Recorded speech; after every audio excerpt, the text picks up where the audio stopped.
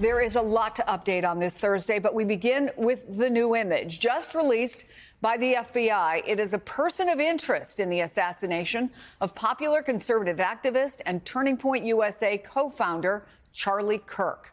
Salt Lake City's FBI posting, "We are asking for the public's help identifying this person of interest in connection with the fatal shooting of Charlie Kirk at Utah Valley University.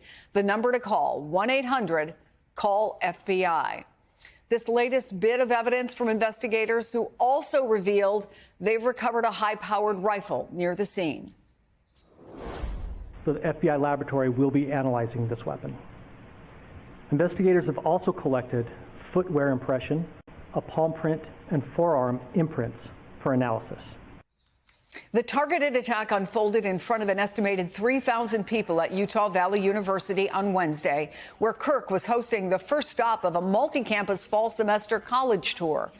About 20 minutes in, he was answering a question about mass shootings when a gunman dressed in black fired from a nearby rooftop, striking him and killing him.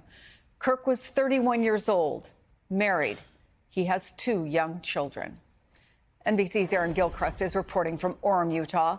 Also with me, former FBI supervisor and MSNBC national security and intelligence analyst Rob D'Amico, retired U.S. Secret Service Supervisory Special Agent Robert McDonald, and here with me in studio, NBC News national law enforcement and intelligence analyst Tom Winter. Investigators, Tom, say they are confident in their ability to track down the killer. Tell us what information we got from the press conference, and obviously that set of photos, those 2 photos, that may give them that confidence. Yeah, from that press conference, they explicitly said that they had imagery of this individual in the stairwell arriving at the school. And that appears, based on the photos that we're looking at here now, where they got this information from. It could be a little bit difficult to see it because obviously this is what has been provided to us. It's coming from surveillance camera video, but it does appear to show an individual, particularly that left picture, in the stairwell. They say that he goes to the roof. Obviously, the shooting occurs, and then this person of interest jumps off the roof into a local neighborhood, at some point dumps the gun in a wooded area where they said they recovered it, and is seen in a nearby neighborhood, which they've obviously been canvassing. They've used that neighborhood and cameras there, and these days, anybody with a home, I mean, here in New York City, we don't necessarily have it, although you see them more and more, but anybody with a home really has Ring cameras in a lot of these neighborhoods to track whoever's at your front door or packages or things like that. So that's the type of work that is done in a case like this. We saw it, and I'm not picking this example out of the ether, in the case of the United Healthcare CEO shooting in Brian Thompson, where the NYPD went from building to building, tracking down, okay, we see this person, now they're going here. Can we go to the next building and see if we can find them? Is there a coffee shop that's got a camera facing out? And so that's the type of work that we have here. Been described as a high-powered, bolt-action rifle that's entirely consistent with the type of weapon that would be used in a shooting like this from approximately 200 yards. Somebody would not need a ton of training to be able to fire that round and to be able to do it. There does appear to at least be, based on the images you're looking at there where the shots were fired, there certainly appears to be some sort of planning here that took place. That this would have been somebody who would have known where to set up from a high angle, perhaps familiar with the university. We're going to need to get more details from authorities once they conduct and complete this investigation. I think the most important thing here, they're not acting on a tip. They're not acting on a call alone. They've actually developed real evidence here. The fact that they think that they have a good photo of this person, likely not the only one, is going to be very helpful for them. And they're going to try their best, obviously, to use facial recognition and other technologies to be able to get a name or information, certainly from the weapon as well. That might be helpful, too. So a lot of clues here that authorities have to work with at this hour. And let me ask you about the picture specifically, Rob, since that's the most recent thing that has come out. And it certainly wouldn't be the first time if there was a phone call or multiple phone calls giving them an idea of who some people think that might be, particularly maybe somebody on campus who may know who that might be. What's the importance of putting this photo out? And why do you think they didn't put it out till now? They didn't put it out at the press conference.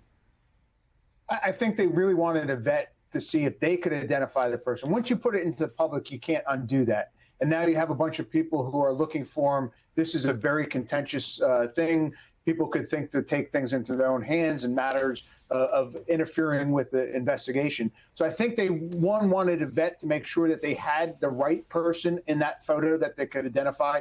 I think they try to use their systems to try to identify him, their photo facial recognition, to see if they could identify him before, in fact, they went to the public. And then at that point, I think they probably figured out the pictures are not enough granularity to do facial recognition through their systems, that they were going to now ask the public. And the public is a force multiplier. Again, when you look at time frame, if this person was on foot and then went to a vehicle, that's how many hours away, how many, as we saw in the healthcare shooting, states away for when they capture them. So now they've gone to the public. So I think it was a conscious decision. Could we identify them first? The fact that they figured out they couldn't, they then went out to the public.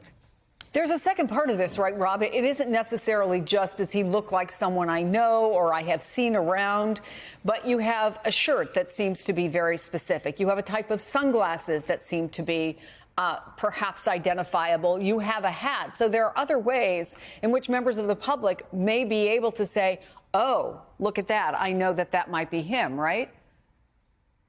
Yes. And also, though, now people are looking at their video, and if they had the video on the camera that they thought wasn't important because it was somewhere not during the shooting, and then they see that shirt or those sunglasses or hat and say, wait a second, that's him. It also identifies all these people with Ring cameras, all the businesses that have it, that they're looking through the video and they say, wait a second, that's him. And then they can send it in. So I think it's dual purpose that way. And let me ask you about now the first big piece that we had of evidence, and that is the weapon, a high-powered bolt-action rifle. What can you tell us about that type of firearm? Well, I'm hearing it's a bolt-action but magazine-fed, which means there's probably maybe a 5-round magazine, and then you function it by looking at the bolt action. And those are normally hunting rifles or older weapons that you can use for long-range shooting. And the 30-06 round, again, that's what I'm hearing. It could be a different type of, higher caliber round, though. Actually is better for long-distance shooting. When I started hearing yesterday, people were saying, oh, AR-15. I did not think that was the case. It's a lighter round. Yes, it's magazine fed, so there's lots of rounds. But the fact that one shot was taken at a distance over 200 yards, not that a 5.56 can't do that damage, but this round is a lot steadier through the air. Again, you're shooting out there. I heard it was windy, and that round does a lot of damage because it's bigger and it's traveling at a high rate of speed. So a lot of people have those weapons. And again, it's not hard to train with. You said it's not that difficult of a shot. If you're a hunter, even if you go out to the range every so often, you can get very accurate with that weapon, especially if it has a scope on it. Robert McDonald, let's talk about some of the other evidence. What, for example, could be learned from a forearm print and a foot impression? Yeah, good afternoon. I think Rob's comments are spot on. We're going to see some good old-fashioned police work here, picking up different nuggets of information and starting to put this puzzle together. I think this picture, he's absolutely right that they did the very best they could to identify this person. People out there now, too, in addition to those pieces of evidence with their cell phone cameras, as Rob said, they don't know what they potentially have on those cameras. So by piecing together all those different videos to try to see this person in action or setting up or escaping is going to probably put us in a good light to try to get him pretty soon and figure out exactly who he is and where he went after those shots rang out yesterday. Let's talk about some of that other evidence that they have. As I mentioned, there was a forearm print, a foot impression. I mean, those of us who have watched CSI, which seems to be most of the country, looking for a particular type of shoe. Did that person own that type of shoe? What are the other things that are going on right now in terms of the investigation that we might not be thinking of? Well, you're going to be talking to friends, family of who we think this person may be, if they have that at this point, talking to other people in and around the area that were there yesterday on the college campus, trying to figure out what happened here and how it actually happened. And are we going to find that one piece of information from someone who may not know that they have it that will get us put in the right direction? I think you're going to see a lot of personnel and assets working on this, taking all those nuggets of information, putting them together, communicating all the different agencies that are involved, and hopefully getting us pointed in the right direction and getting that one break that's going to allow us to put this together and get this person.